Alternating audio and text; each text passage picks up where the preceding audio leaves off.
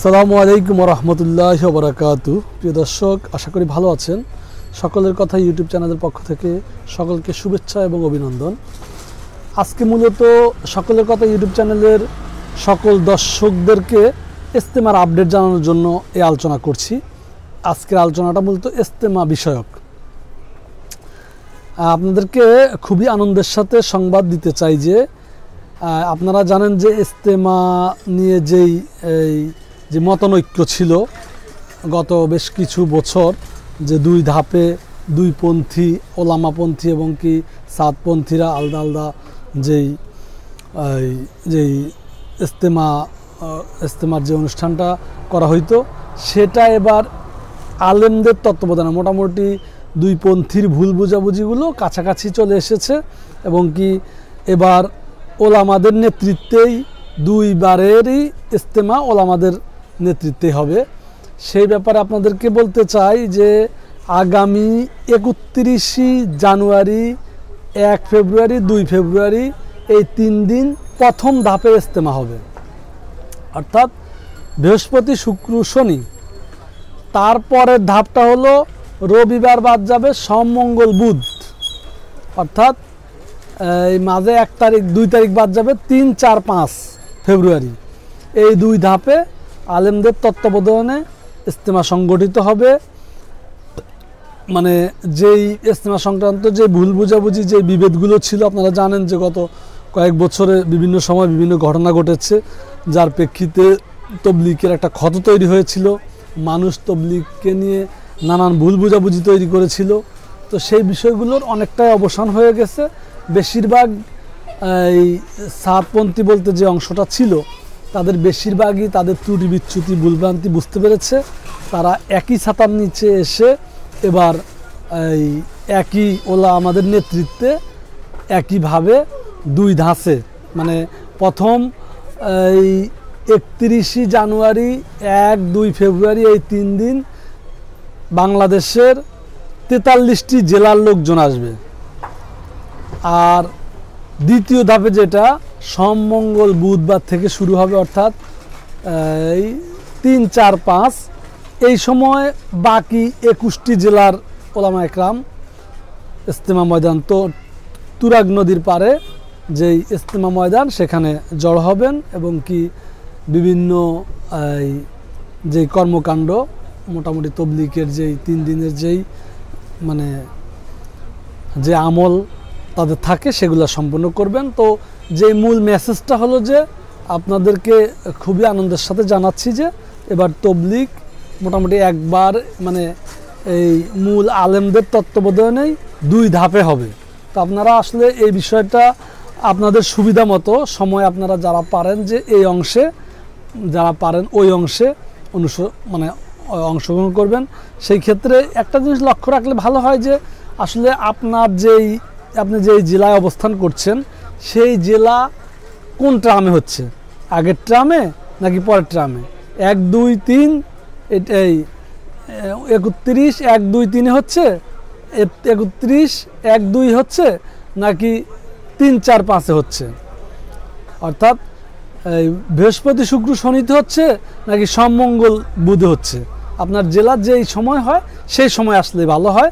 আর যারা দূর দূরান্ত থেকে আসবেন এবং কি মূলত তবলিগে আসার যে নিয়মটা, আমরা আসলে অনেকে আসি, যাই মুনাজাত করি, বাকি নিজেদের কোনো প্রস্তুতি নেই, ভিতরে গিয়ে এক জায়গায় বসে পড়লাম, এক জায়গায় বসে বসে মানে বয়ান শুনলাম। মূলত ইজতেমায় সময় দেওয়ার বিষয়টা এরকম না। যারা আসবেন তারা মন স্থির করবেন যে 3টা দিনের পুরা সময়টা আমরা দুনিয়ার নানান কর্মকাণ্ড, নানান পারিবারিক পেরেশানি, কর্মজীবনের পেরেশানি থেকে আমরা সেপারেশন হয়ে এই 3টা দিন একদমই মাঠে কাটাবো, ইজতেমার ময়দানে কাটাবো এবং আমলে মশগুল হয়ে কাটাবো। তা না হলে হয় কি, যারা আসলে এই যে হাঁটতে, ঘুরতে, ফিরতে, দেখতে যায়, এরা নিজেদেরও এদের খুব বেশি মানে আমলে, আখলাকে, বয়ানে মনোযোগ থাকে না। পাশাপাশি যারা ভিতরে আছে, ভিতরে অবস্থান করে, তারাও কিন্তু এদের কারণে এদের মনোযোগের ঘাটতি হয়, আমলের ঘাটতি হয়। এতে করে উভয়েরই ক্ষতি হয়।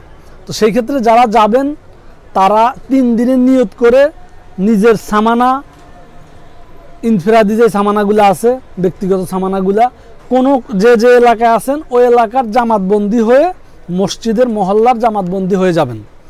এবং কি আপনার খরচ খরচা সেই মসজিদের উসুলটা, যেটাকে আমরা উসুল বলি, উসুলটা ওই মসজিদের ওই জামাতের কাছে দিয়ে দিবেন। এবং কি আপনাদেরকে আরও বলে রাখি, এমন যদি হয় যে আপনি যে মুহূর্তে আসলে জামাত এলাকা থেকে যাচ্ছে, আপনি ওই এলাকায় যেতে পারতেছেন না, সেই ক্ষেত্রে আপনার বেডিং, আপনার সামানা সাথী ভাইদের কাছে পৌঁছাই দিবেন। সাথী ভাইরা অবশ্যই আপনার সামানা ময়দানে নিয়ে যাবে, আপনার জন্য জায়গা রাখবে।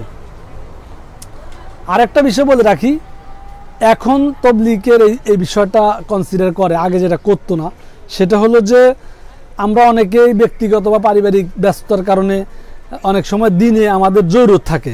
মনে করেন আমি খিলক্ষেত এলাকায় থাকি, তো সেই ক্ষেত্রে আমার এই ব্যবসায় প্রতিষ্ঠান বা চাকরি খিলক্ষেতে বা গুলশানে বা বনানীতে কোনো একটা জায়গায় আমি করি।